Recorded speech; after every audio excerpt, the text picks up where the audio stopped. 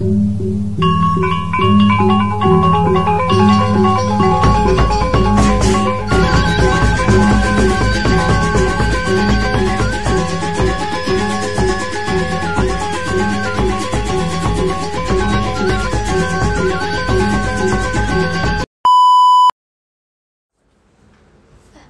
guys, kenalin aku Talita. Oh ya, aku sekarang lagi duduk di bangku kelas 10. Halo, perkenalkan nama saya Anindita. Nama saya Azara Keshustiadi. Saya kelas 3 SD. Halo, nama aku Karlina, kelas 9. Nama saya Zakia, saya kelas 6 SD. Halo, namaku Hisham, aku kelas 1. Perkenalkan, nama saya Ahmad Dhani. Saya kelas 2 SD. Nama aku Akila Samila Humaira. Aku kelas 4 SD dan aku sekolah di SDN Pondok Cina 1. Perkenalkan, nama saya Aras, saya kelas 3. Nama aku Sila Salsabila, aku kelas 4. Namaku Muhammad Malik Fajar.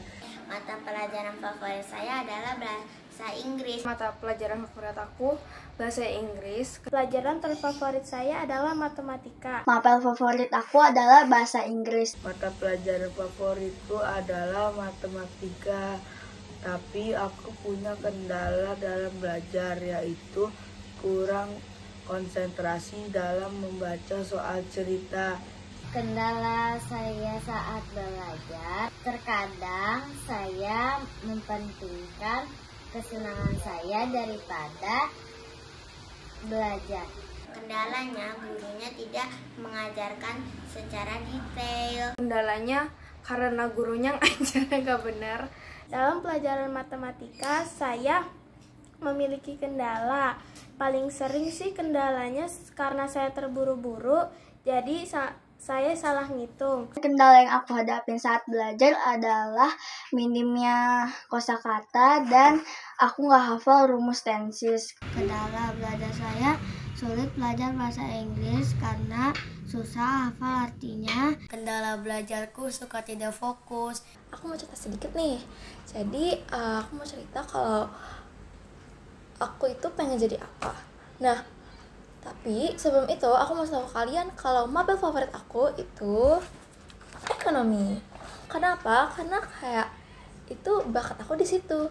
Tapi ada kendalanya juga, kayak aku kadang juga suka kurang teliti. Tapi it's okay, kita masih bisa berproses. Nah, kenapa sih aku milih ekonomi? Karena cita-cita aku itu ingin jadi akuntansi. Kayaknya segitu aja dari aku. Makasih. Halo teman-teman, sistem pendidikan di Indonesia seringkali bersifat one size fits all, yaitu ketika setiap siswa mengikuti pelajaran dengan cara yang sama, meskipun kemampuan mereka berbeda-beda. Hal ini membuat beberapa siswa merasa tertinggal, sementara siswa lain mungkin merasa kurang tertantang. Generasi Z atau Gen Z adalah generasi pertama yang tumbuh sepenuhnya di dunia digital. Platform pembelajaran online, aplikasi edukasi, video pembelajaran, dan media sosial atau alat-alat yang digunakan dalam platform digital bagi Gen Z adalah sumber utama untuk mereka supaya bisa mendapatkan informasi. Gaya belajar mereka dapat diberdayakan untuk mengatasi salah satu permasalahan pendidikan di Indonesia.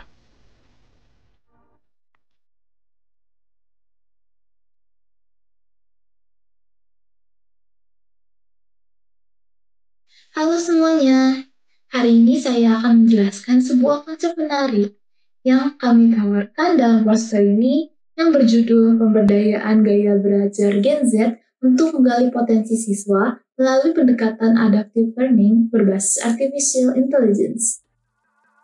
Di era digital seperti sekarang, teknologi memainkan peran besar dalam mendukung pendidikan.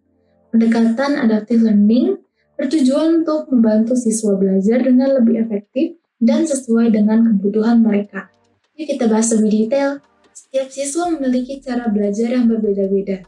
Dalam poster ini dijelaskan ada 3 gaya belajar utama. Yang pertama visual. Siswa dengan gaya belajar visual lebih mudah memahami materi melalui gambar atau diagram. Yang kedua auditori. Mereka yang lebih mudah belajar dengan mendengarkan penjelasan atau diskusi.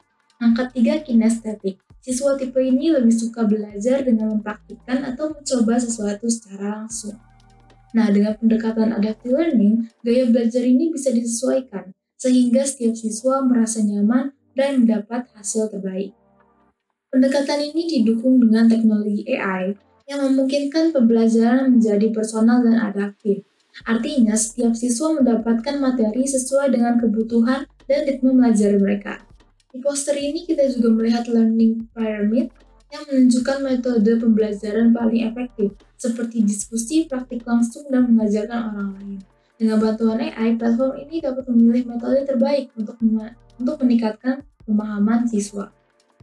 Platform ini memiliki berbagai algoritma canggih yang mendasari fitur menarik untuk mendukung pembelajaran siswa. Yang pertama, personalized dashboard. Setiap siswa memiliki halaman dashboard yang menunjukkan preferensi dan pencapaian mereka.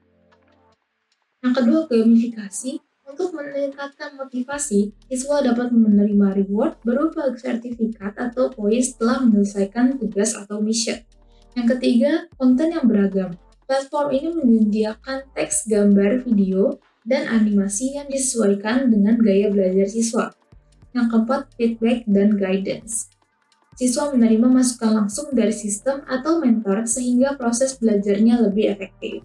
Selain itu ada konsep menarik yaitu reinforcement learning, di mana AI bertindak sebagai pembimbing atau human. Sistem ini memberikan soal atau materi berdasarkan kemampuan siswa dan secara bertahap meningkatkan level kesulitannya. Berdasarkan survei di poster ini, 38 dari 39 siswa menyatakan bahwa gaya belajar yang lebih fleksibel sangat penting. Selain itu, 92% dari mereka merasa butuh platform seperti ini untuk belajar lebih baik. Dalam penelitian singkat kami juga mendapatkan satu informasi hasil wawancara kepada salah satu responden kami yang bernama Kalui. Beliau mengalami kesulitan belajar walaupun dengan metode online, terutama bila materi yang diajarkan terlalu teoretikal dan minim praktikal, tidak interaktif karena menggunakan metode pembelajaran yang bersifat tradisional. Ini membuktikan bahwa adaptive learning berbasis AI dapat menjadi solusi nyata untuk mendukung generasi muda, khususnya Gen Z, dalam menggali potensi mereka untuk bermanfaatan orang banyak. Kesimpulannya, pendekatan adaptive learning ini tidak hanya membantu siswa belajar lebih efektif, tapi juga memberdayakan mereka untuk menjadi versi terbaik dari diri mereka. Dengan teknologi seperti ini, tidak ada siswa yang tertinggal, karena setiap perjalanan belajar dirancang sesuai kebutuhan masing-masing. Terima kasih sudah menyimak penjelasan ini. Saya harap informasi ini bermanfaat dan memberikan gambaran tentang bagaimana teknologi dapat merevolusi pendidikan kita. Teman-teman tahu pastinya bahwa sampai saat ini kita bisa menemukan banyak sekali media atau platform-platform belajar berbasis online di internet, baik itu kelas tanpa sertifikasi ataupun kursus dengan sertifikasi keahlian. Tetapi sayang sekali banyak dari mereka atau bahkan seluruh dari mereka sampai saat ini masih menerapkan sistem data driven learning pathway. Teman-teman tahu kalau setiap individu atau setiap orang itu memiliki gaya belajar yang berbeda-beda, atau kami bisa menyebutnya pula itu adalah gaya belajar yang unik atau gaya belajar yang khusus. Sehingga ini tidak bisa ditetapkan dengan perhitungan matematis biasa. Perlu adanya peran artificial intelligence untuk menentukan gaya belajar yang sesuai dengan apa yang mereka interaksikan dengan platform tersebut. Untuk itulah kami menginginkan AI Strategy Helper sebagai fitur unggulan. Bersama inovasi-inovasi lainnya, kami menggunakan AI Predictive Career Pathway untuk merancang jalur belajar yang terhubung langsung dengan peluang karir dan learning style switcher untuk menyesuaikan penyampaian materi dengan preferensi belajar pengguna. Selain itu, emotional AI akan memonitor kondisi emosi pengguna dan memberikan penyesuaian jika dibutuhkan. Kami juga ingin diterapkannya AI Collaborative Learning untuk membentuk tim belajar secara otomatis, serta AI-driven content creation yang mampu membuat konten dan latihan baru sesuai dengan perkembangan pengguna.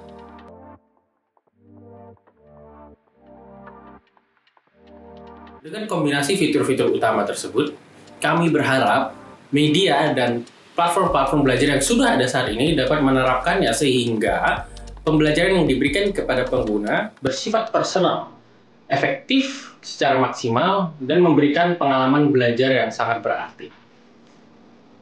Sekian dari saya, kurang lebihnya mohon maaf. Terima kasih.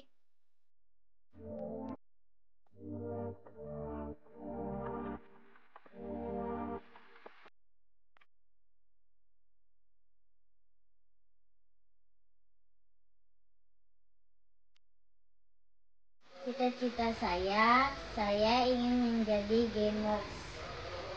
Terima kasih. Cita-cita aku mau jadi ilustrator. Cita-cita saya menjadi pemain bola. Cita-citaku menjadi anak sukses biar banggakan kedua orang tua. Cita-cita saya ingin menjadi dokter. Cita-cita aku jadi dokter. Cita-cita saya jadi dokter. Cita-citaku menjadi poluan. Cita-citaku ingin menjadi pilot. Cita-cita aku menjadi pemain bola.